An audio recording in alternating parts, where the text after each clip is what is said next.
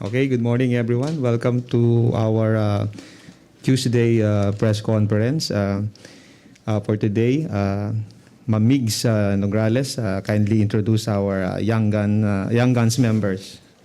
Good morning. Welcome to Young Guns Tuesday. Gusto namin tawagan. Sana hindi pa po kayo nagsasawa sa amin.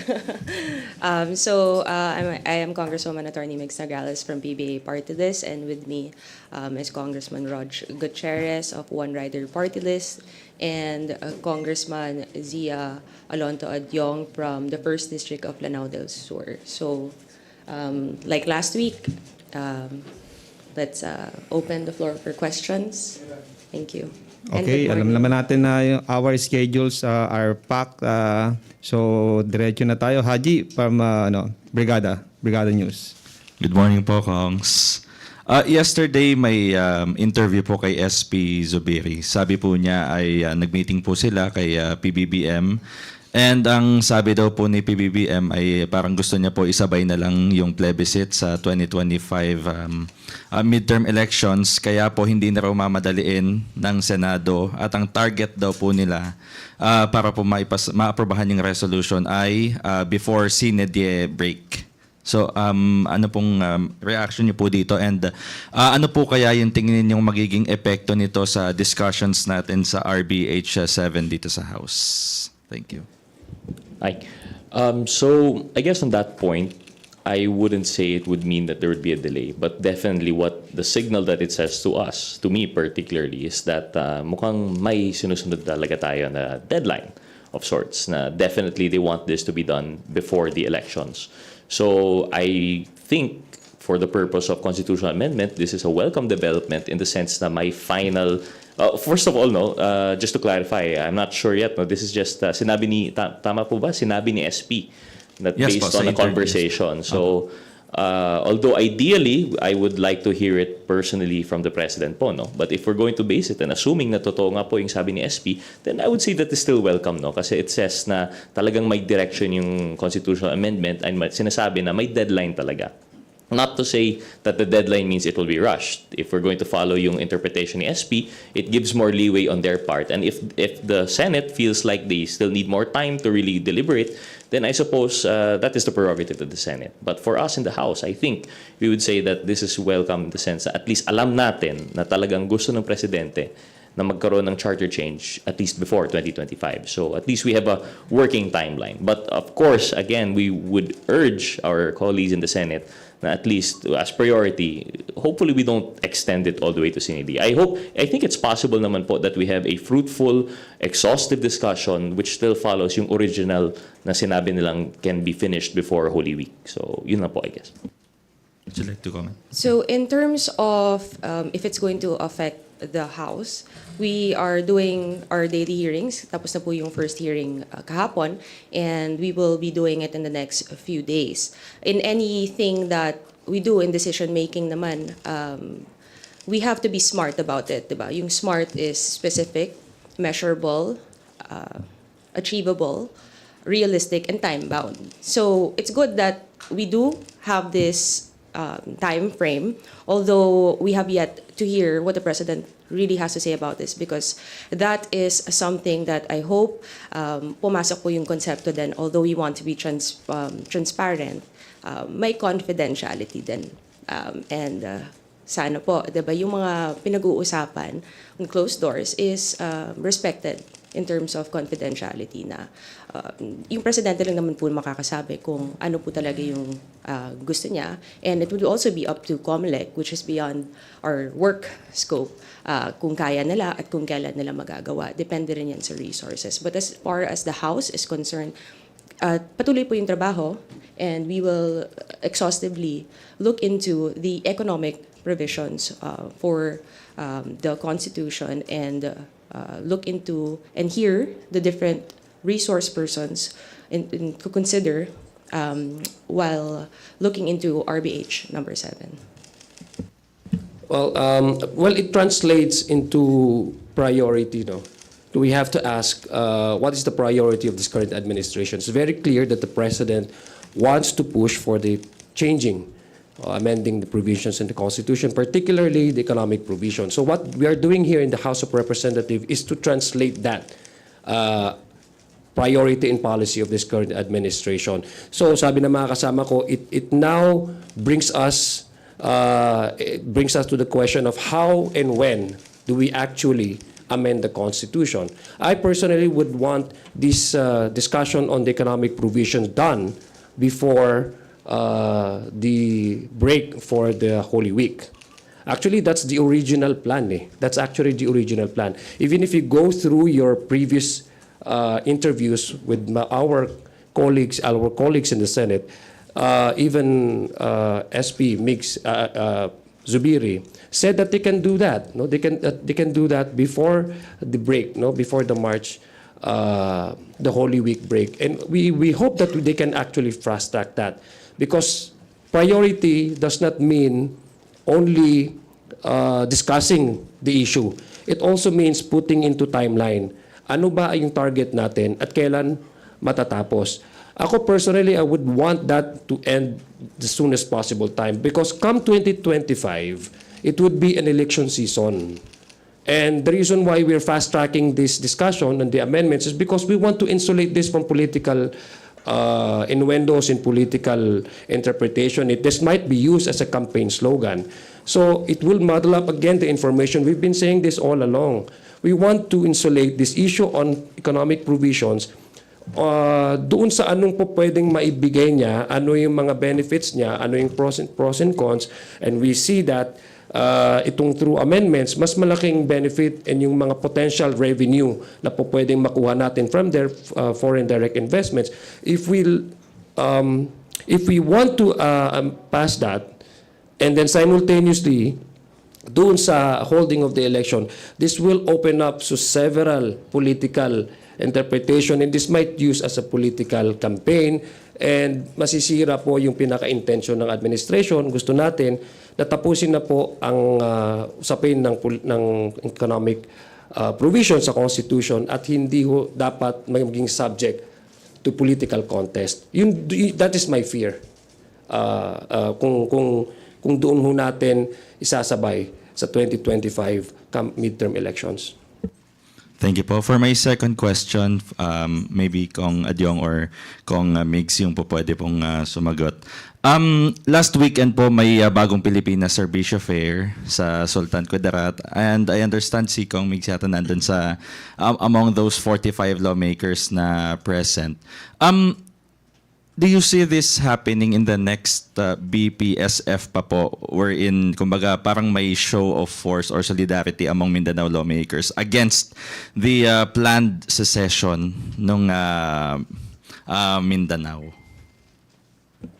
Well, with that, no, this is in support of the Bagong Pilipinas Service Fair. This is the third, if I'm not mistaken. Fourth? No. Third, no?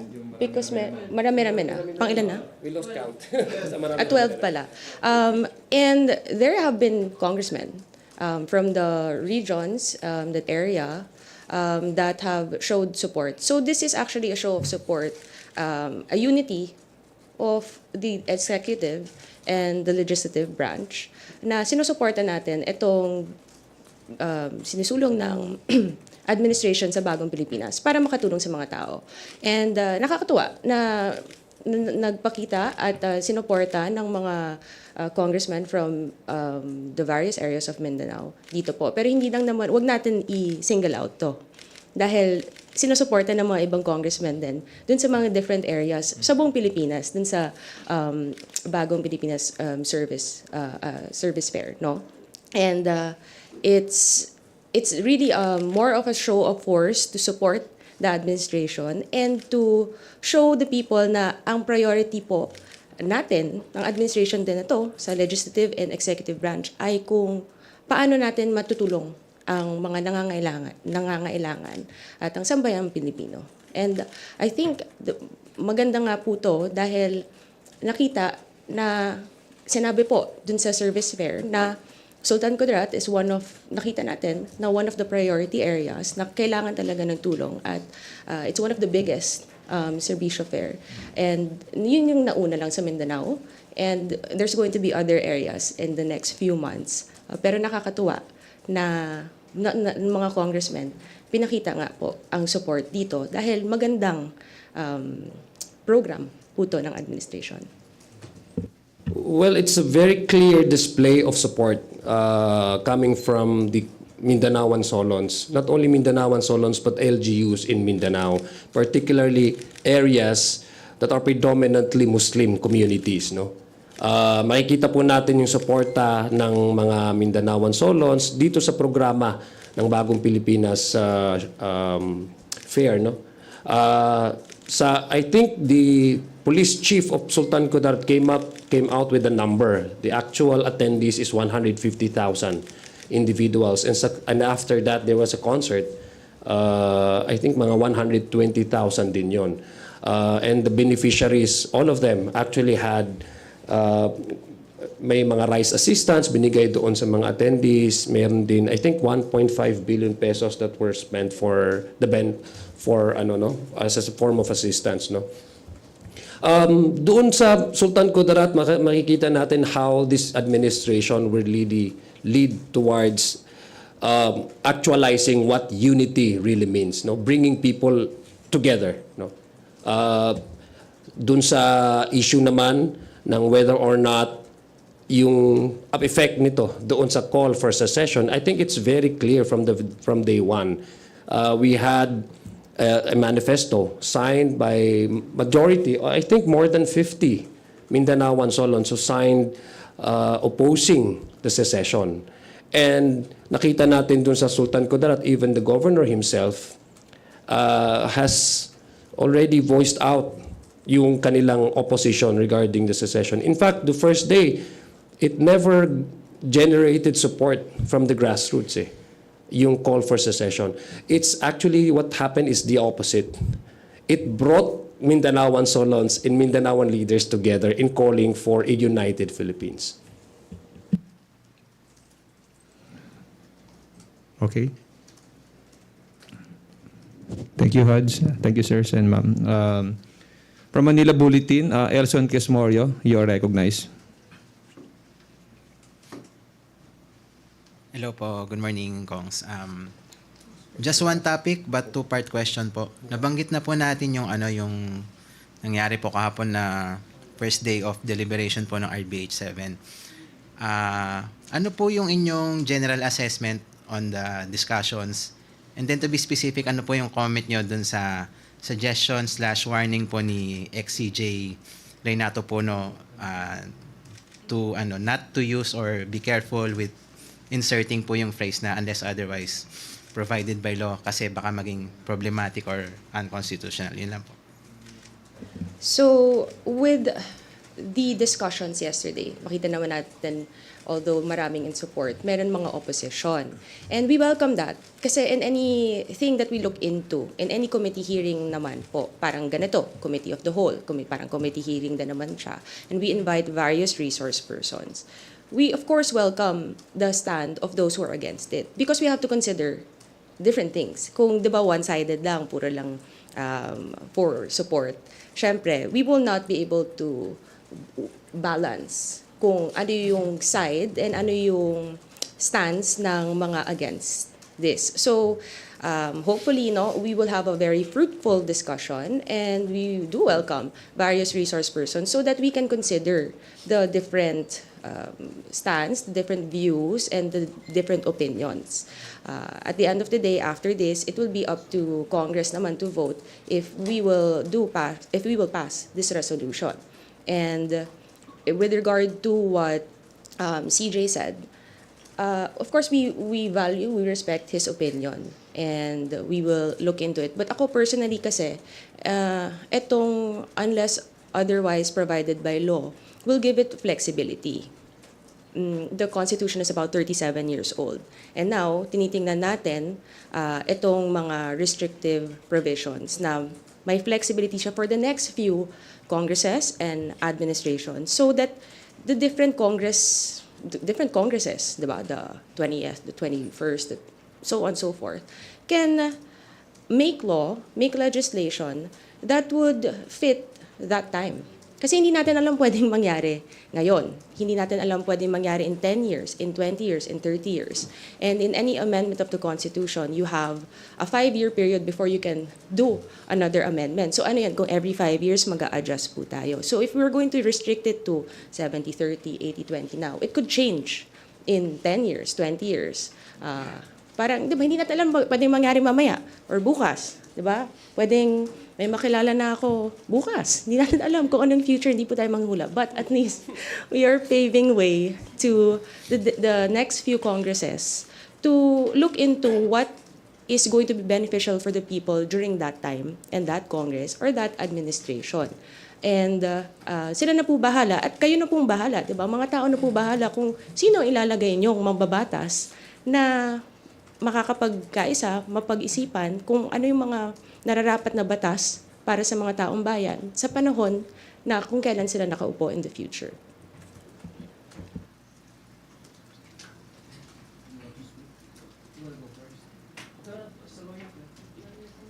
Okay.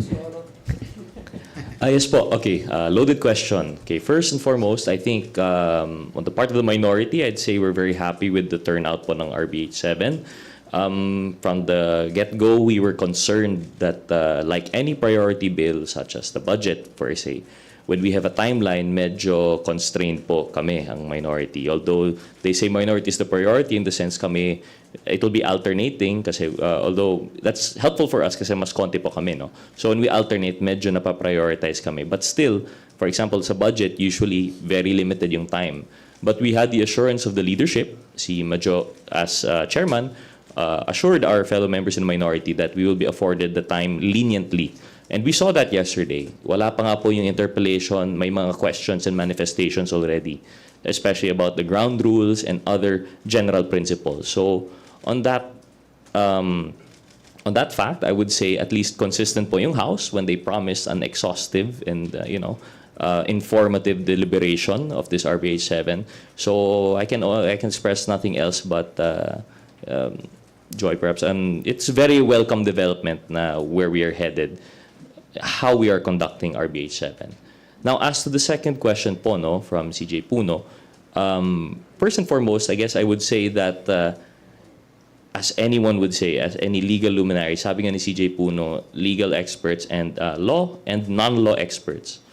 This is a question that has been on our minds from the start na po, no? Matagal na po. This is not an admin priority. This has happened for every administration. The question of constitutional change is not a new one.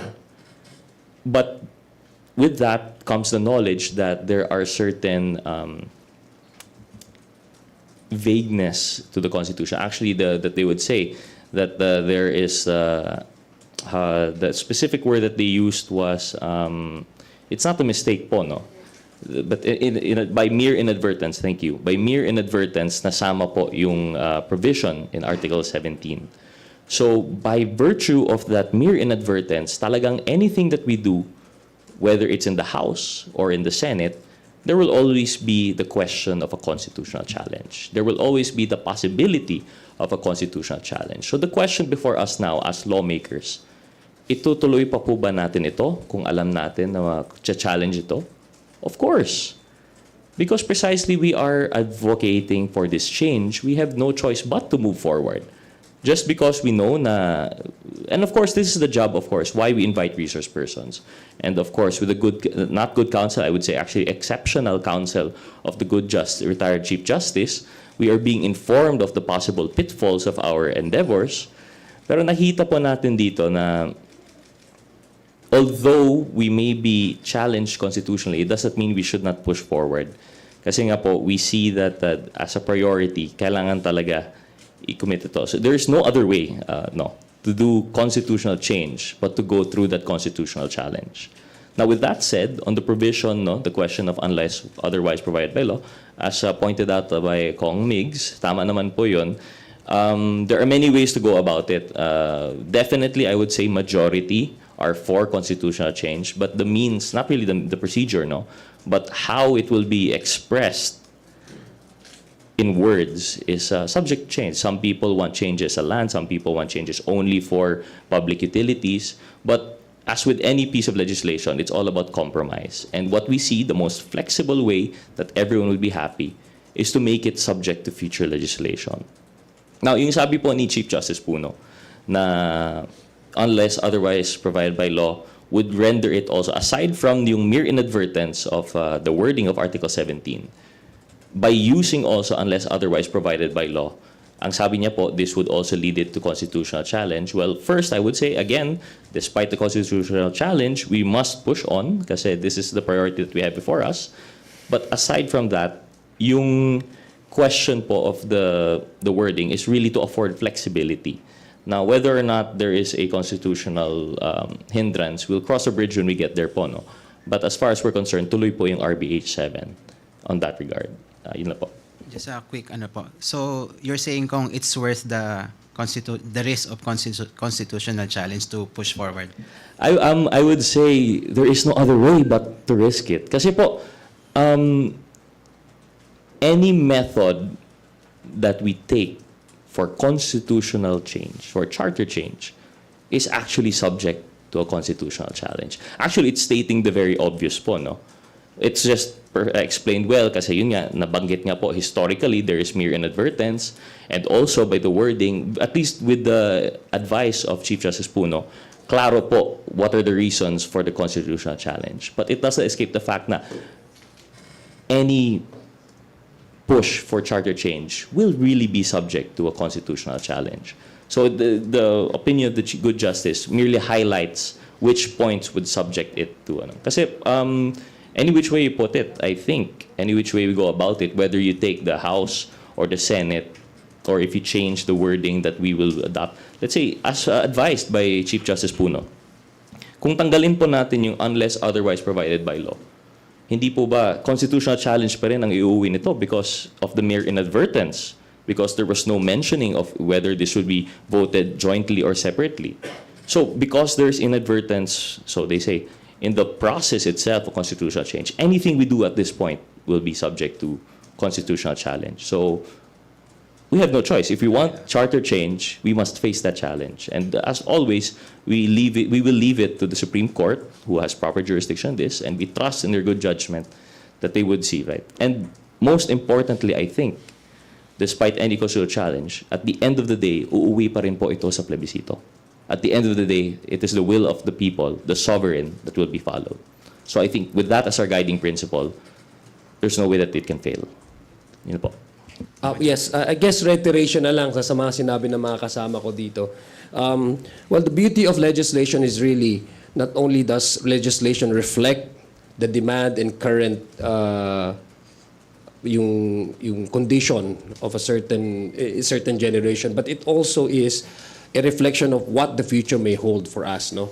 So ang question po is, number one, yung question niyo po is yung why yung gusto ni former Chief Justice CJ po, I guess when he came out with the proposal, no, to repeal a particular section in the Constitution, that's the beauty of legislation, and it only speaks about how important this subject matter is, because we invite experts from different segments of our society, legal luminaries, businessmen, government officials, etc. We want to weigh in, no? Ano yung mga positions nila, because this is a very important subject matter. This is changing the fundamental law in our land.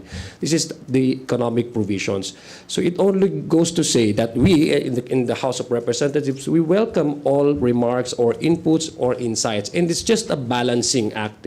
Kasi ultimately, I guess the primary objective here is to really push for the amendment. Kasi nga sabi ko, ang legislation kasi, ang beauty ng legislation is hindi lang yung pang ngayon, kung anong magiging may bibigay na in the future. So, I think I'm trying to paraphrase here yung sinabi po ng veteran legislator, one of the veteran legislators po namin dito sa 19th Congress, si Congressman Stella Kimbo, no? She explained this very well, lengthily, with the Congressman Joel Salceda, kung bakit na-insert yung proposal to insert the phrase na unless otherwise provided by law. I think based on their explanation as an economist and an expert on the subject matter is that they want to have a flexibility and agility in the law, no? Anyway, this would still be subject to referendum and a plebiscite. So, kasi pag masyado kasing limitado sa nakikita natin under the current status and the framing of our Constitution and the economic provision, for the past 30 years, nakita natin kung ano yung nagiging effect. You go and see data, no? In fact, you compare Philippines in its ASEAN neighbors, no? Indonesia and many other countries in the ASEAN. Makikita mo, we are lagging behind. So we are not saying this as a form of rhetoric or a form of narrative. We are saying this based on data that we had. So ang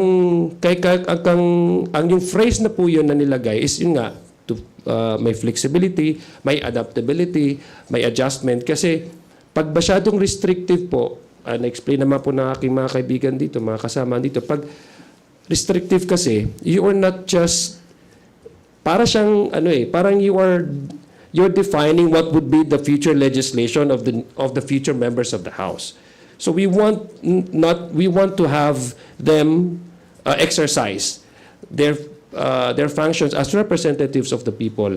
These restrictive constitutions, economic provisions, it also means limiting the power of those who have been voted to represent the people.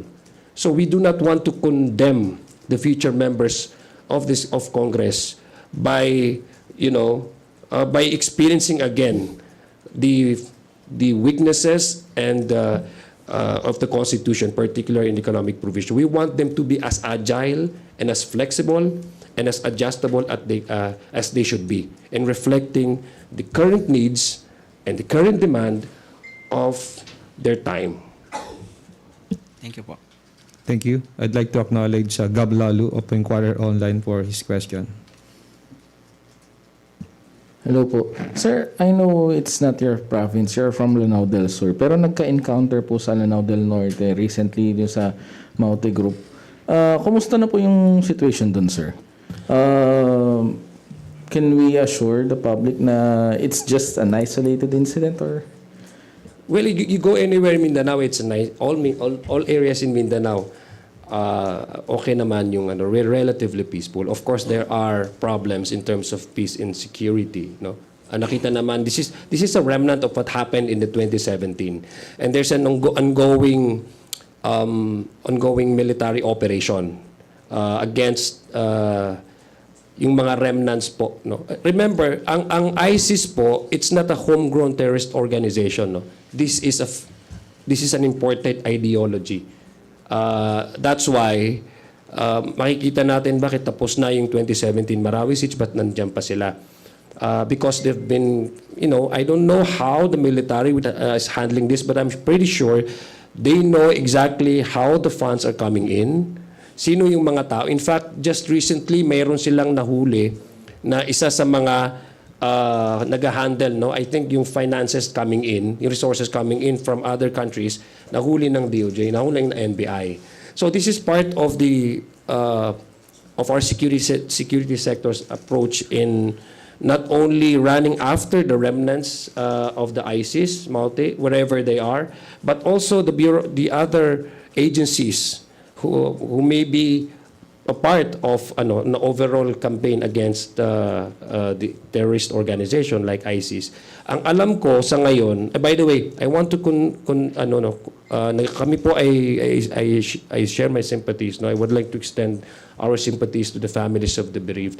Ang presidente po bibigay po sila ng I think there's already an announcement from Malacanang, and the speaker also wants to extend tulong and assistance to the families of the bereaved. So ang sa amin lang po this would only speaks about how our security sector needs to put primacy on the issue of domestic issue relative to peace and order. No, hindi lang ho tayo inaatake or may problema sa ating territory within, but there is also a internal problem in terms of our security, which I guess our security sector is putting too much resources in completely dismantling the operation, the recruitment, and the finances of this terrorist organization. So sa pagkakaalam ko po, seryoso po ang ating security sector. Although mahirap nga po talaga physically because you're talking about running after, no? Talagang it takes like individual na mga troops na i-deploy mo doon to run after the remnants. But hopefully with the support of the LGUs, we've seen how we were able to liberate Marawi City, and I don't see any reason why as the same problem again may pop up in the future. Maliliit na po sila mga cells. Yung yung mobility kasi lang problema eh. So I think it's a matter of the security sector engaging directly with the LGUs because these people are moving from one part on the area to another. So yung mobility nila. So yung pinaka-importante ho yung intra-provincial security corridor, I guess, ng mga LGUs para malimit po yung movement nila at tuluyan na po silang mahuli at mawala sa ating mga lugar at sa ating mga kalsada.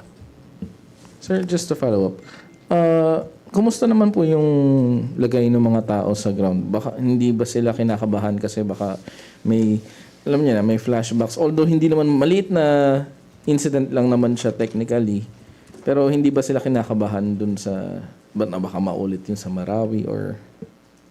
Yung kaba kasi ng mga tao, ang number one lang na po pwede nating maibsan yung ganitong kaba is yung presence, ng visibility ng ating mga security agency like police and the military. So they have to be on top of that. No? Nakita ko naman after what happened dun po sa area ng Lanao del Norte, ang mismong chief of staff pumunta po doon. No? Nakiramay po nga sila. And then there are other additional deployments in the area para ma-secure yung lugar kasi ang military kasi they already have the idea and the police already have the idea kung saan possible ito tatakbo, saan possible ito na maglilipat. So kaya nga sabi ko, yung pinaka-importante based on our experience is yung engagement ng ating security sector with the LGUs down to the barangays. Kailangan mas malakas yung ating presence doon at yung intelligence gathering talaga pinaka-importante dito.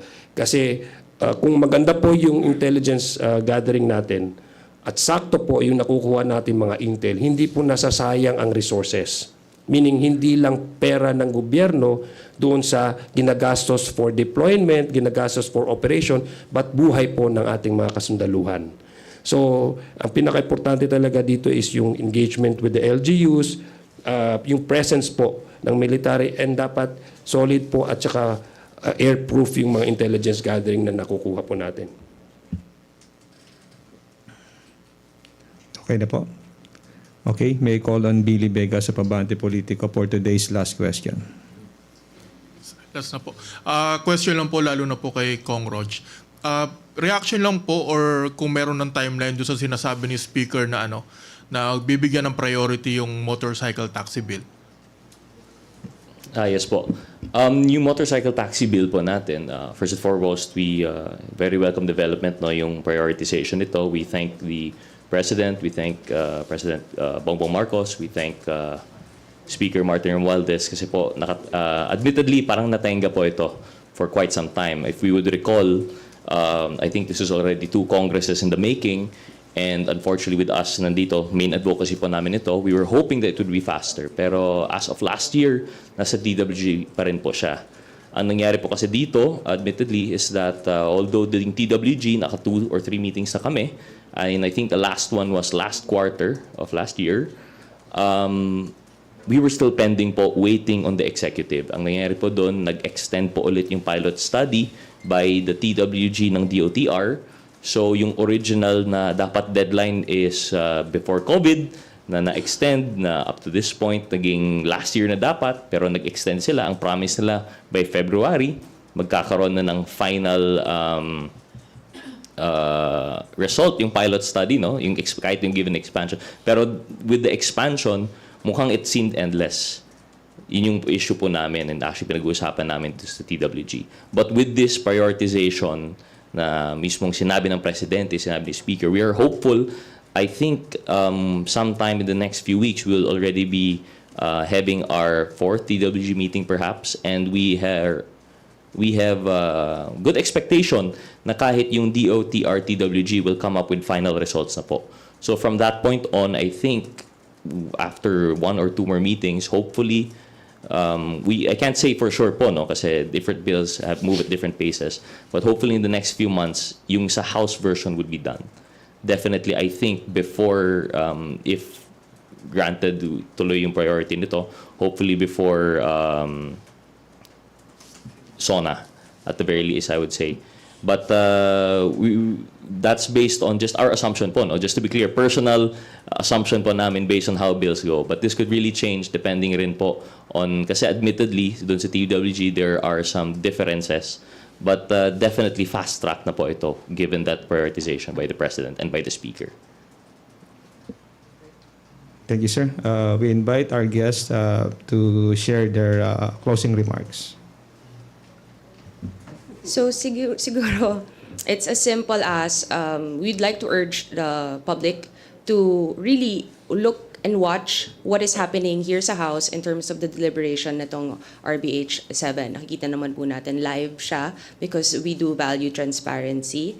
And dapat po talaga ay panoorin nyo at hindi yung mga splices na kumakalat sa social media, yung mga short bits and sound bites. Dahil ayaw natin ma-put out of context or ma-misinform. So hopefully you watch actually the deliberations in the House of Representatives pages para makita nyo yung talagang nangyayari at buong debate at hindi po kayo ma-misinform because ultimately, at the end of the day, kami po ay we're exercising our constituent powers to be able to look into ano pong nakakabuti sa mamamayang Pilipino at in the future, giving way and flexibility sa ating future congressmen. And kahit naman po, anong pong gawin namin, ang taong bayan naman po ang boboto dito. Kung magiging sang-ayon po kayo dito sa resolution or hindi. So sana po ay panoorin nyo at panoorin nyo yung talagang page po ng House of Representatives para talagang makita nyo at makinig kayo sa anong nangyayari at anong mga different opinions na kinoconsider po ng House. Thank you. Likewise, to our media friends, thank you again for joining us today. I hope we're able to properly answer the questions that were put forward sa ating mga kababayan. I hope that we share our opinions po, no? Definitely, all of that we're doing right now in the House, especially regarding RBH 7, is supposed to redound to our benefit collectively. So we urge you to continuously watch and study siguro kung ano talagang pinag-uusapan natin dito so that kami rin as your representatives would be properly informed. We appreciate at least whatever means you use to reach out to us. Kami po personally nakakatanggap na kami ng messages, comments, and good or bad, we want to hear from you po. So please, after all, the Constitution, pinaka-organic law po natin ito, it involves people's participation. At the end of the day, what we want is an informed voted decision. Whether it is for or against, ang importante po is that it accurately reflects the will of the people. Yun na po. Again, thank you very much to our media friends for joining us here today in this press conference. Although we are voted individually by district, no, but what we are pushing really is for the collective, yung collective benefits that we may get from the current work that we do today, specifically RBH 7. First day po kahapon, and then you expect a more rigorous and hopefully productive debates that that we will see in the coming days. So I guess kasatulad po ng sinabi ng aking ni Congressman Migs, Congressman Rog, ito pong usapin ng RBH 7 economic wag ho nating ilimita lang sa kumbaga sa ating mga public officials. We as an ordinary people, we may also share our own inputs, yung stand natin, because this is ultimately with impact not only members of Congress or the officials, but even ordinary people. And that is the very intention ng House of Representatives. We put in our minds, in our hearts, yung best interest po ng ordinaryo na tao. ordinaryo na mamamayan dito po sa ating bansa. So maraming salamat po sa inyo lahat. Thank you, Congresswoman Migs, Congressman Rods, Congressman Sia for your participation, and to everyone na nandito. Kita-kita tayo ulit bukas. Magandang hapon. Maga pa.